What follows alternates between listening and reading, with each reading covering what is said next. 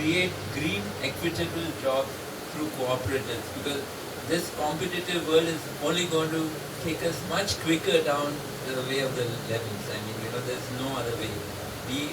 I guess one of the fundamental problems that has caused this is that we have been taught from childhood to compete in school, in college, at work, or wherever, and that's a huge problem. We have to kick out this competition from our lives.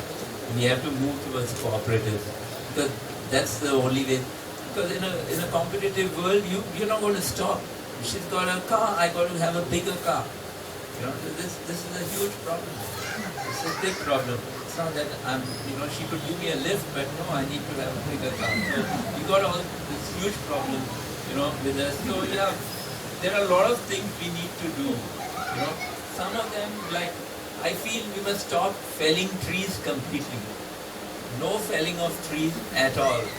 And all of us together, of course, how we can make this happen is the next step, but we need to know what we need to do, The one thing is, unless a tree is going to fall on somebody's house or something, it shouldn't be cut. Until we have fought this climate change problem, climate crisis, and we've overcome it, until that time, we shouldn't allow any trees to be cut at all. We shouldn't have any mining. Why should we have any mining at all? What is the reason? We are not lemmings, for God's sake. Yeah. Okay, so, that kind of stuff, stop hill cutting, and you guys know all of this. In terms of construction, we believe that individual homes should be allowed. Local schools, local hospitals, which cater to locally, so that everybody gets the best service within walking distance. You don't need to drive. Today, everybody has to drive to Goa Medical College or to whatever hospital. It's absolutely ridiculous. You need to have your schools, your hospitals in the village, employment in the village, and that's how you build the community, and that's what we need, and we should stop giving all permissions to any construction which is not for individual homes or for a school or a hospital in the village. I think it should be allowed.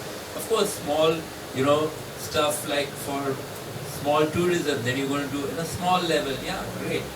Small local cottage industry where you're going to do, great. That kind of stuff is fine, but not these big multi-housing complexes. I don't think that's going to help us in our fight against climate change.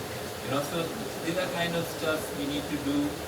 Yeah, even new roads, widening of roads, why do we need it? Why do we need wider roads? We need to stop all of that. Another interesting one is naturize, don't concretize.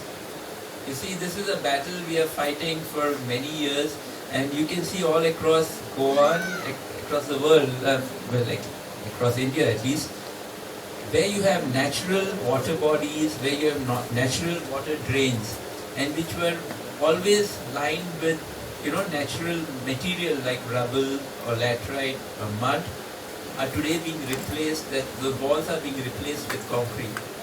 And we have worked very hard on this.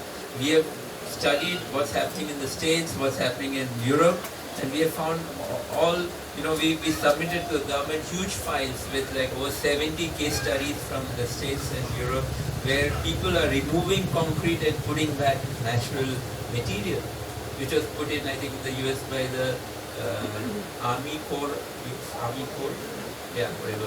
So they had put it in the 50s and 60s, and today it's all being removed and it's being naturalized, because that's the only way we can survive.